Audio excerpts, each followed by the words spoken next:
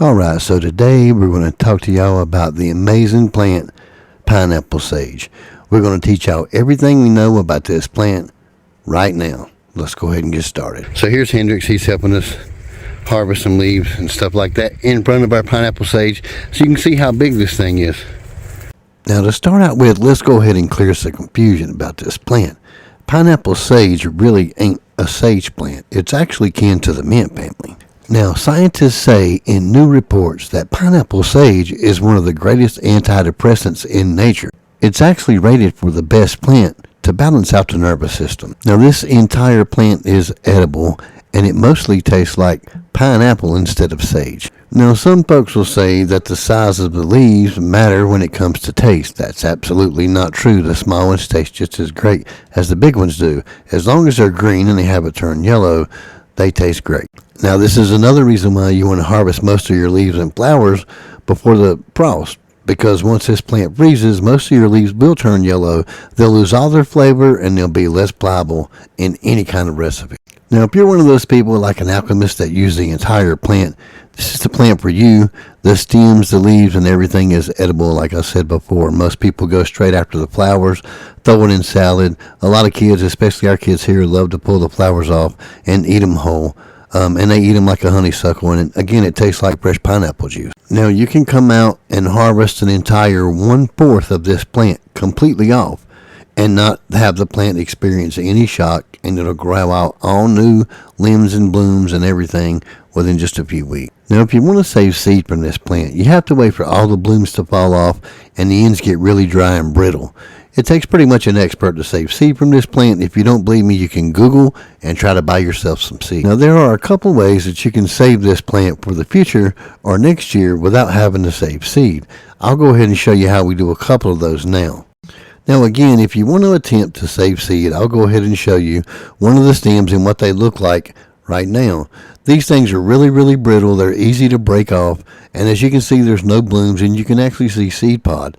But wind or just you touching it can actually drop all the seed off on the ground, and it's ridiculously hard to save the seed. Not saying it's impossible, but it's pretty hard for most people to get them. And in our zone, if we leave this plant outside in its natural state, it will die and not come back next year. Now, if you live in a zone number lower than 8, such as obviously 7, 6, 5, and so forth, you guys are not going to be able to overwinter this plant either. So one of your other options is to trim off this plant almost entirely, maybe about 7 or 8 inches from the ground up.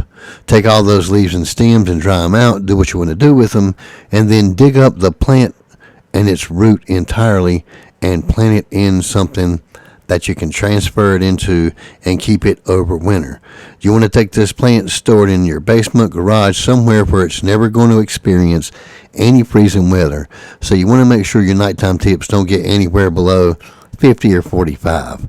And in the daytime temps, you really don't have to worry about having any artificial light. You can just leave it around the window or somewhere where it gets plenty of artificial light, and it'll do just fine. You don't have to worry about harvesting any leaves or doing anything. You might want to water it once a month, but all you're trying to do is get your plant to go to sleep in a warmer temperature. Now, during the summer, there is another option. You can find one of your woody stems that has plenty of wood or wood grain looking to it, and you can find one of your off branches and make sure it has around 3 or 4 nodes, and then make sure that you use scissors or something. But I'm going to go ahead and break one off and show you exactly how to propagate these stems. Now, again, you want to be very sterile. Use some clean scissors, but I'm just going to use a little mock-up here and show you exactly what you need to do. The first thing you want to do is peel off all of the leaves and the excess stems from these nodes. Get everything off that is green. And then you want to make sure you don't have any top on it at all, including anything that has a seed pod or a bud or flower.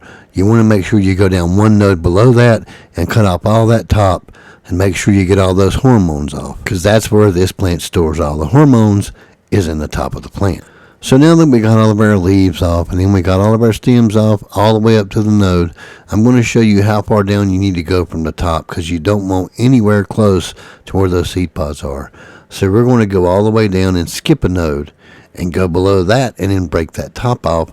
But again, guys, you really want to use a clean cut. not a jagged cut like you see here that I've been doing on my thumbnail. But this is pretty much what you're going to have on each end. Make sure your bottom end is slanted in a cut a little bit, and all you have to do is soak these things in water and you'll have roots in no time. Go ahead and drop them in soil and you're good to go for the spring. Regardless of what you do with your pineapple sage, you definitely need to try growing some of this awesome stuff. It's amazing how it smells. You never really know how much pineapple smell comes out of these things until you try it one time. Anyway, there's a lot of uses for this stuff. All right, y'all. We'll do our best to see you on the next one. Y'all keep on. Keep it on.